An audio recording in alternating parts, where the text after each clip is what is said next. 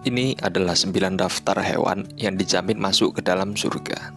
Syekh Ahmad Ad-Dariri menyebutkan bahwa ada 9 hewan yang kelak akan masuk ke dalam surga. Meski di dalam kitab itu tidak disebutkan secara satu persatu dengan lengkap, tapi berikut ini yang disampaikan ulasan-ulasan singkatnya sesuai dengan apa yang dijelaskan dalam kitab tersebut. Yang pertama ada buruk, tunggangan Nabi Shallallahu Alaihi Wasallam.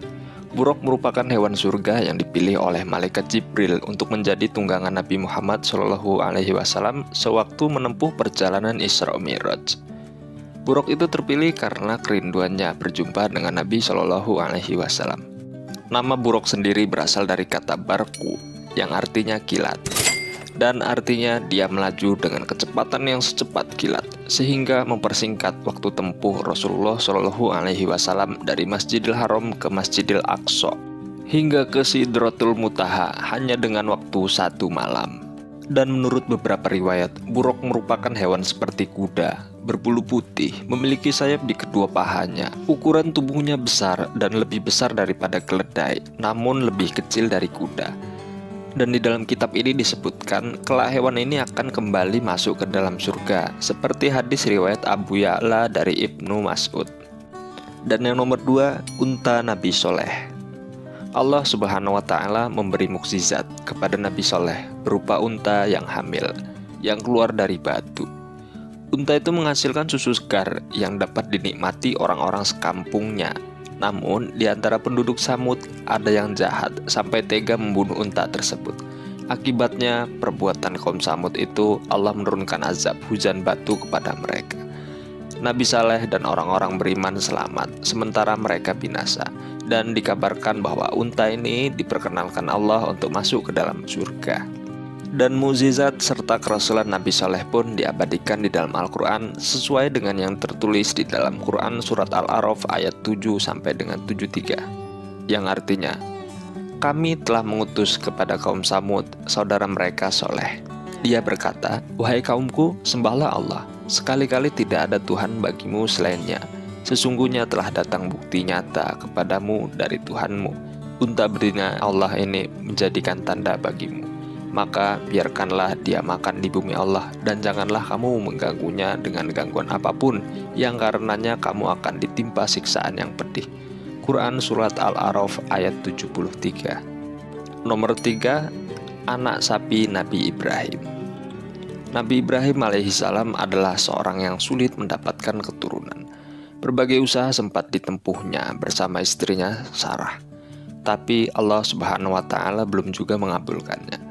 Pada suatu hari, datanglah 3 tamu yang tak dikenal datang ke rumahnya. Dan sebagai orang yang gemar memuliakan tamu, Nabi Ibrahim alaihissalam tetap memuliakan mereka dengan hidangan.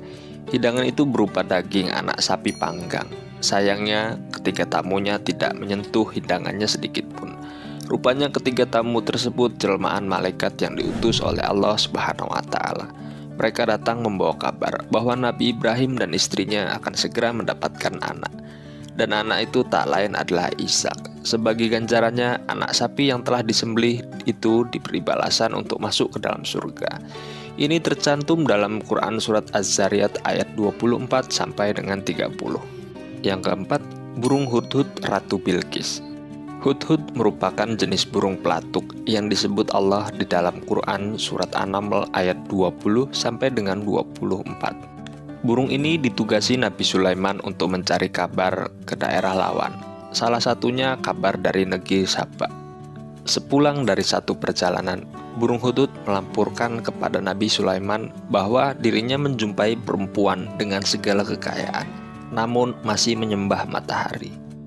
Rupanya Allah Subhanahu wa Ta'ala memberikan keistimewaan pada burung itu berupa kemampuan fisik dan juga tipu daya jelajah yang hebat, sehingga dapat terbang jauh dan tidak pernah tersesat.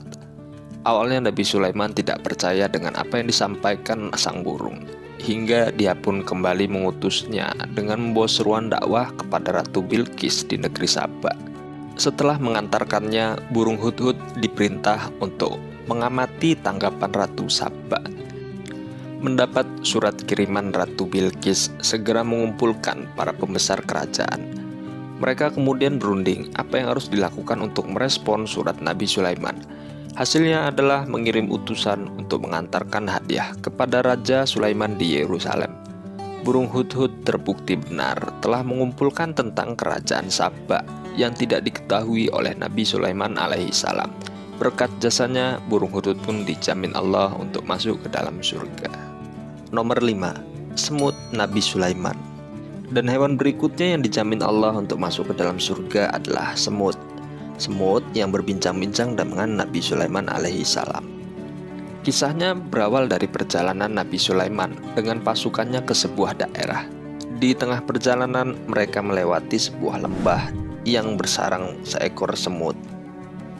Dan melihat kedatangan Nabi Sulaiman alaihissalam, Raja Semut langsung memerintahkan kepada koloninya untuk masuk ke dalam sarang.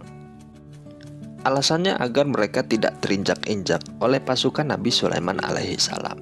Dan mendengar instruksi Raja Semut kepada koloninya, Nabi Sulaiman alaihissalam meminta pasukannya untuk berhenti, seraya memberi kesempatan kepada kawanan semut untuk masuk ke dalam sarang.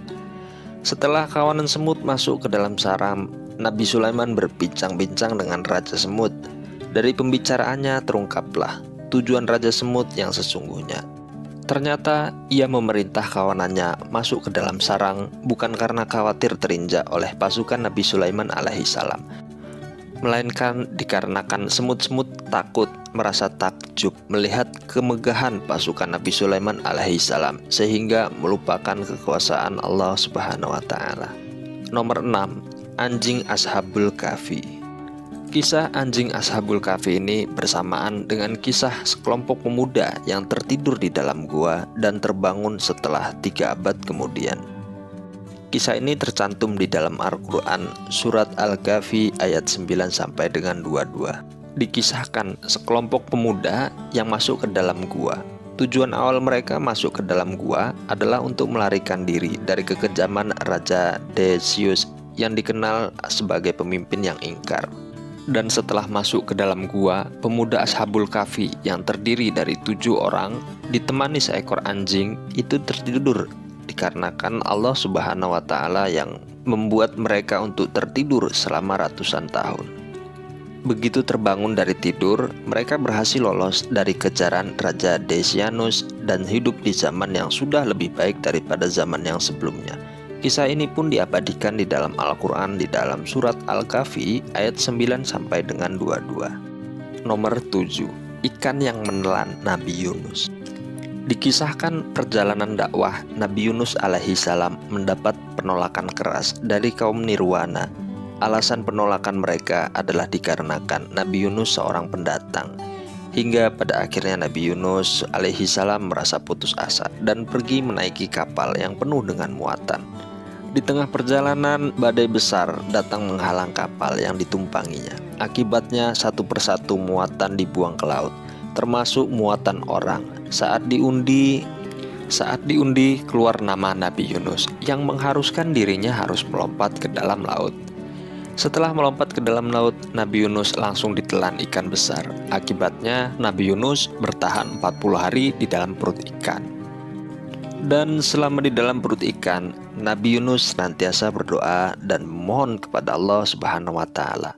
Ia merasa bersalah karena telah meninggalkan kaumnya begitu saja. Setelah dirinya berhasil keluar dari perut ikan, Nabi Yunus kembali menemui kaumnya dan mendakwahi mereka. Sejumpanya dengan mereka, Nabi Yunus pun terkejut melihat orang-orang Nirwana telah beriman kepada Allah Subhanahu wa taala. Rupanya sejak Nabi Yunus pergi dan badai besar menimpa kaum Nirwana, mereka baru sadar bahwa apa yang dikatakan Nabi Yunus adalah benar.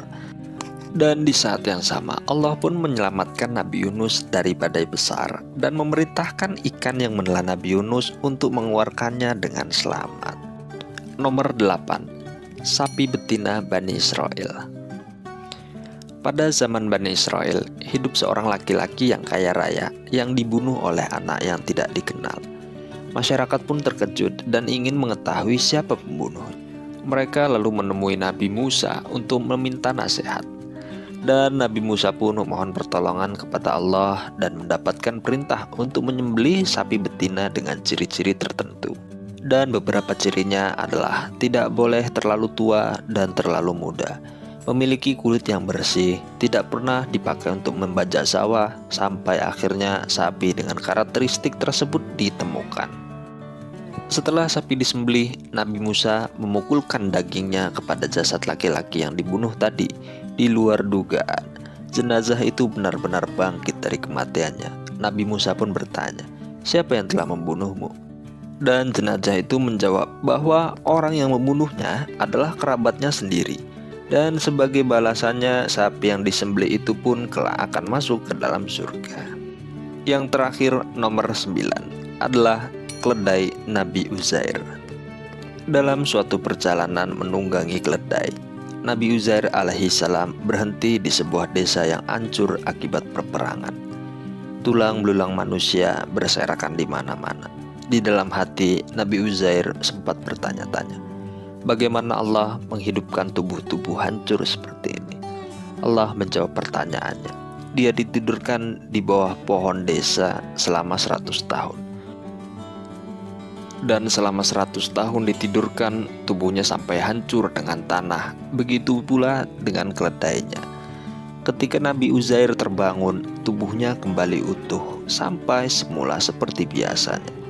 Saat pula dirinya menyaksikan kekuasaan Allah membangkitkan keledainya yang sudah hancur jadi tulang belulang menjadi kembali seperti sedia kala. Bahkan ketika sudah menjadi tanah, berkat jasanya menjadi bukti akan kekuasaan Allah Subhanahu wa Ta'ala, keledai itu pun diberi hadiah untuk masuk ke dalam surga. Ini diabadikan di dalam kitab Tarikh At-Tabari. Dan itulah 9 hewan yang dijamin Allah untuk masuk ke dalam surga. Semoga kita adalah orang-orang yang termasuk ke dalam ahli surga. Jika kalian suka dengan video ini, boleh komen, like, dan subscribe biar kalian masuk ke dalam surga.